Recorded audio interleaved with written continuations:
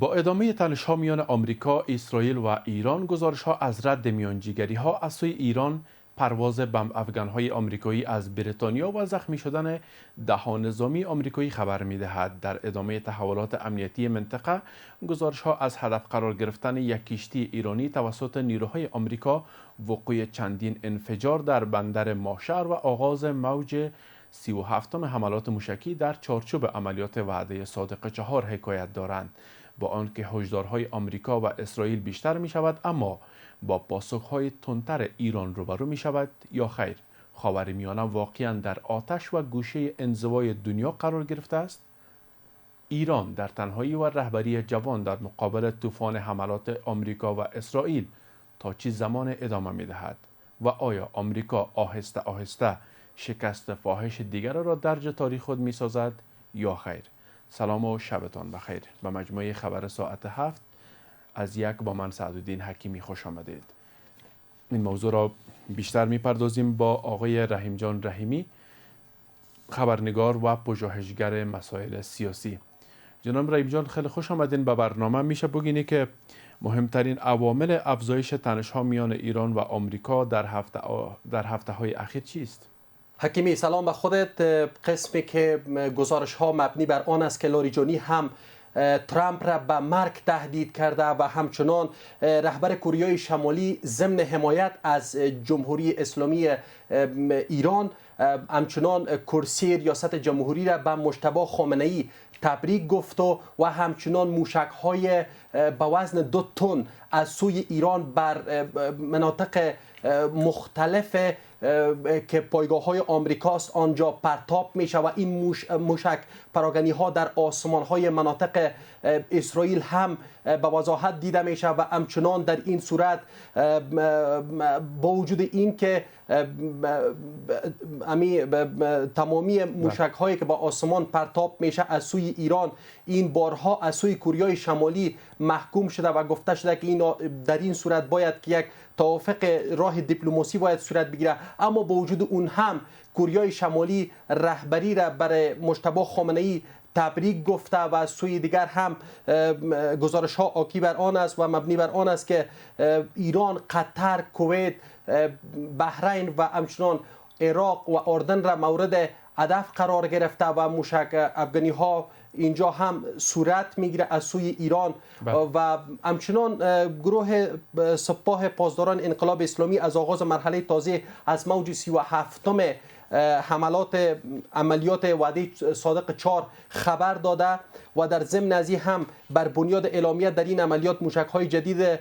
خرمشهر با وزن 2 تن از سوی مناطق تحت کنترل اسرائیل و همچنان آنجایی که پایگاه‌های آمریکاست آنجا این موشک‌ها پرتاب میشه و این جنگ ادامه داره و همچنان ایران گفته تا زمانی که دشمن پشیمان نشه ما به این جنگ ادامه خواهد دادیم و همچنان سپاه پاسداران گفته است که اگر شهروندان ایران هم بیاین به جاده ها برای تظاهرات، کاری که با دشمنان صورت گرفت این کار علیه این شهروندان گفته انجام میده. به همین ترتیب و همچنان که این کشور مکان امن برای پناه گرفتن نداره و اسرائیل البته که مکان امن برای پناه گرفتن نداره و همچنان خیلی از طرف ایران موشک های زیادی نظر به گزارش فاکس نیوز به طور خوشه‌ای از سوی ایران عملات موشکی صورت گرفته بالای اسرائیل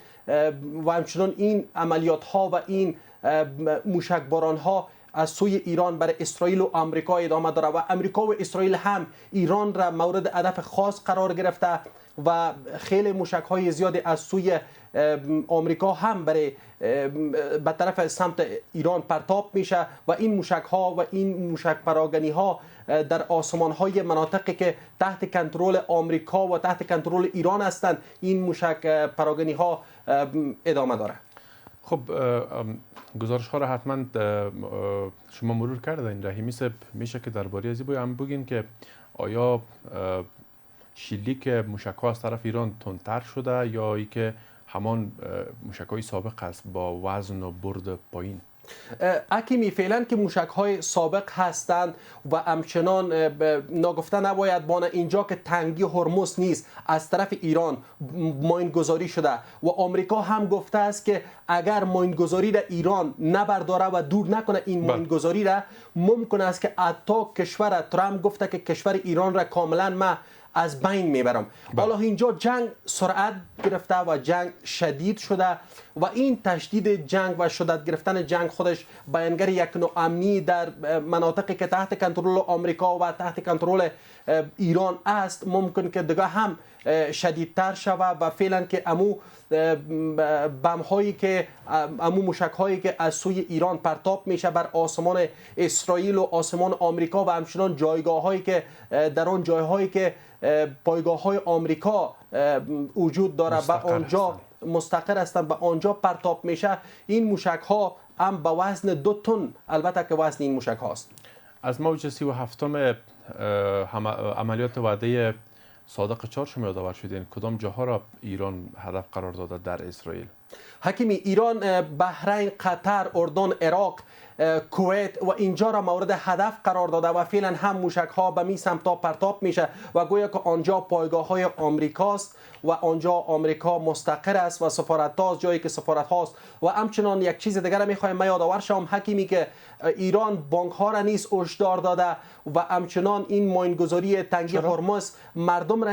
نیز به یک تشویش بسیار بزرگ انداخته و وسوسه های میدانی را میان خود شهروندان بعضی از کشورها به وجود آورده که تنگی هرمز شما در موردش معلومات دارین که این ماینگذاری شده و ترامپ نیز در این صورت گفته که اگر این ماین ها را ایران دوباره جمع آوری نکنه از تنگی هرمز حتی کشور ایران را از بین خواهد برد. خب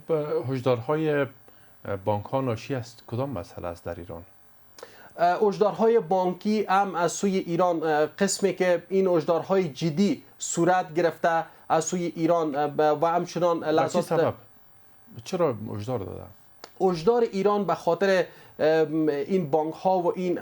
قسمی که خودت حکیمی در جریان هستی هر کشور زمانی که خودش بخواد از خود دفاعی داشته باشه در مقابل به گفته خود آنها که به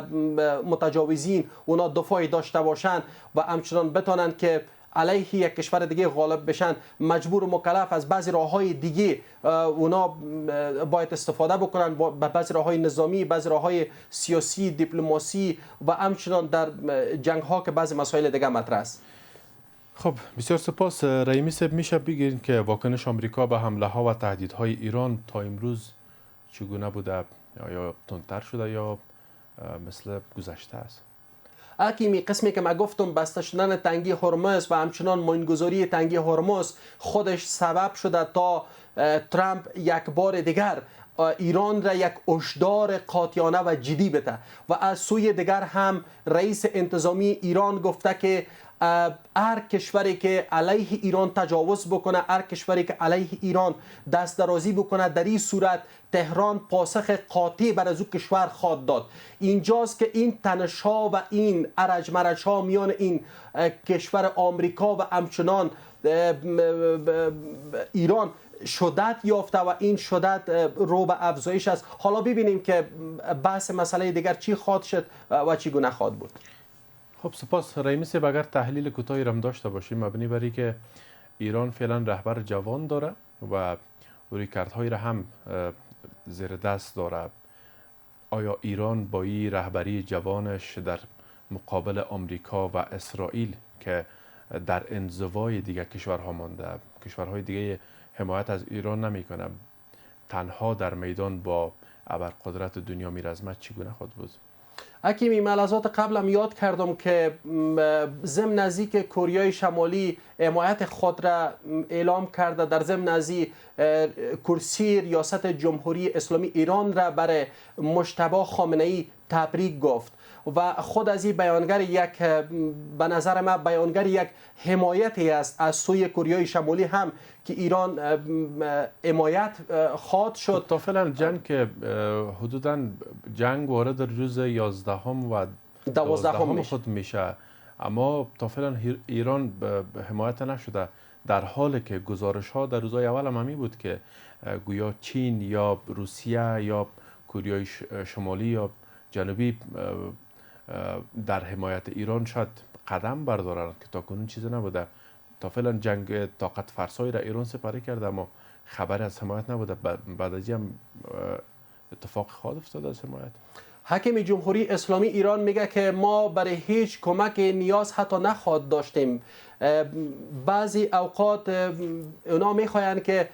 برای هیچ کمک اتمی ما نیاز نداریم. ما آماده همه چیز هستیم، آماده جنگ هستیم، آماده دفاع از کشور خود و آماده به قول اونا که آماده تجاوز بیگانه ها به کشور ما هستیم و ما میتونیم که حتی این بار را به تنهایی خود عمل بکنیم. اگر ایران بتونه که حمایت شود، شاید که ایران در یک انزوای سیاسی قرار نگیره و اگر ایران هم حمایت نشه، به قول اونا که ایران هم توانمندی مقابله و جنگ را با دشمن میگه ما داریم و آماده همه چیز هستیم و همه آمادگی ها را ما در زمینی دفاع از وطن، دفاع از خاک ما جمهوری اسلامی میگه که ما گرفتیم. خیلی سپاس. رحیمی صاحب، اگر اشاره کوتاه به جزئیات تلفات انسانی در دو طرف داشته باشیم، از چه قرار است؟ تلفات انسانی تا 2 روز قبل حکیمی به حدود فراتر از 1200 تن در ایران می رسید که مشمول کشته ها و زخمی ها بودند و فعلا که جزئیات تازه را ما دنبال کردیم. در جزئیات تازه فعلا معلومات دقیق در دست نیست، اما در اخبار بعدی ممکن که جزئیات واضح شود. خب گزارش تازه هم که امروز وجود داشت گفته می شد که 7 سرباز آمریکایی تاکنون کشته شده و بیش از نزدیک به 100 تن دیگه هم زخمی شده یا نزدیک به 200 البته با پزشک. بر صورت می روی راهکارهای دیپلماتیک یا تا فعلا مسئله دیپلماتیک یا مذاکرات هم راه برش باز شده، خوشبینی های هم وجود داره. چی گزارش از در این باره؟ هرچند که از سوی سازمان ملل و جامعه جهانی نیز در این مورد تاکید صورت گرفته و از دو طرف ها خواسته است که این جنگ باید متوقف شود و نباید کشتار انسانی بیش از حد شود و نباید که انسان ها متضرر شوند در این مورد، اما تا هنوز از سوی کشورها کدام راه دیپلماسی در نظر گرفته نشده و همچنان سازمان ملل نیز در صدد و تلاش است که تا هر چه زودتر بتونه مسئله را به سوی راه دیپلماسی که شما یاد کردین به سوی دیپلماسی سوق بده و هدایت بکنه تا مسئله بیایه به یک سیستم این جنگ موشکی و این جنگ پهبادی و این جنگی که فعلا یک جنگ گرم میان کشور آمریکا و ایران مطرح است، این جنگ را بتونن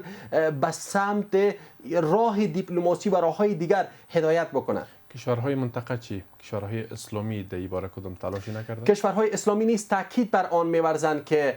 باید این جنگ هر چیز زودتر از سوی آمریکا نیز توقف پیدا بکنه و این جنگ باید استاپ شود. اگر این جنگ استاپ نشه واضح است که کشورهای اسلامی دیگر شاید پشتیبانی خود را آهسته آهسته بتونن که از جمهوری اسلامی اعلام بکنند. آقای رحیم جان رحیمی، خبرنگار و پژوهشگر، از حضورتان در برنامه خیلی سپاس. با تشکر و سپاس از توجهتان به این ساعت خبر. تا درود دیگر، بدرود.